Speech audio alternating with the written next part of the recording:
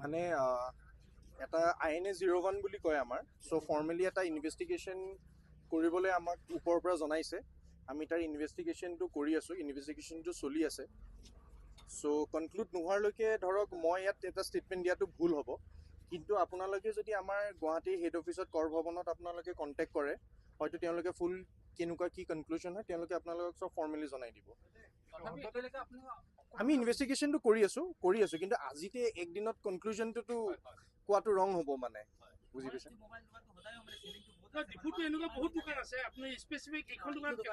কাৰণ সেইটো আমাক যিটো ওপৰৰ পৰা আহিব কৈছে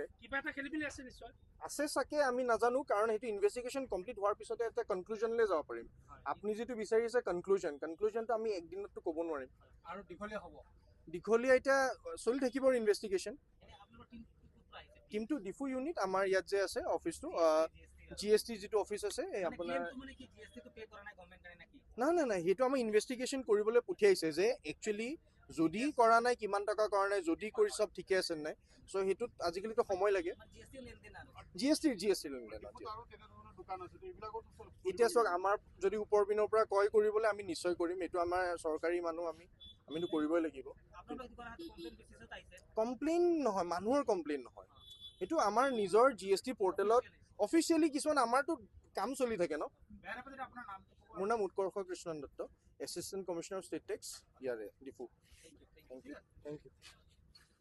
ইউ আহিছে কাৰণ আজি বহুত আগৰ পৰা আমি যেতিয়া মেনুৱেল ইউজ কৰি আছিলোঁ 2022 পৰা তেতিয়াৰ পৰা ডাটাবিলাক কাগজবিলাক ৰাখিছে নে নাই সেইটো চাব বিচাৰে আৰু যোনবিলাক টেক্স আমি ইনপুটছ পাওঁ যেনেকৈ ITCত ক্ৰেডিট কৰে সেই ITC টেক্সবিলাক মোবাইলত আমি যিমান পাবি চব টেক্সত লগাই দিওঁ আৰু মোৰ ষ্টকছটো সদায় বাঢ়ি গৈ থাকিব যোনটো আজি 5 বছৰ আগত ষ্টক আছিলে আজিতো তাতকৈ মোৰ ষ্টক বাঢ়ি গৈ আছে তে মই ইনপুটছ পাই আছোঁ সেই ইনপুটছ মই টেক্সত দি আছোঁ তে সেই বস্তুখিনি কেছত পইচা মই কিয় দিয়া নাই মই কেছত মই দিয়া নাই কাৰণ মোৰ অলৰেডি ইনপুট আছে মই ইনপুটৰ পৰা পে মাৰি আছোঁ তে সেই বস্তু সিহঁতে পৰা ভেৰিফাই কৰিবৰ কাৰণে যে মোৰ কথাবিলাক ঠিক মোৰ বস্তুবিলাক আনো সেইবিলাক সঁচাকৈ মোৰ GSTত পাক্কাৰ হয়নে নহয় সেইবিলাক চাই আছে আৰু আমি চব পাক্কাতে পাইছে বস্তু এতিয়ালৈকে খালি টেক্সৰ এমাউণ্ট যোনটো মোৰ দিব লগা বনি আছে বা টেক্স যোনটো GSTত আমি পে' কৰোঁ চবেই পে' কৰোঁ সেই টেক্স যোনটো আমাৰ ৰিমেইনিং বেলেঞ্চ হৈ আছে বা ইমান দিনে যোনটো হিচাপত যদি খেলি মেলি আছে সেইখিনি সিহঁতে আপডেটছ কৰিব ট্ৰাই কৰি আছে কি ক'লে দোকানখন মোৰে হয় হয় মই ৰাজেন্দ্ৰ সিং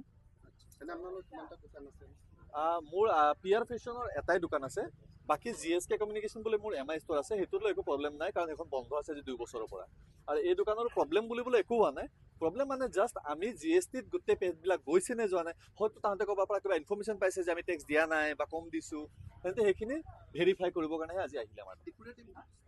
ডিফুৰে টিম হয় থেংক ইউ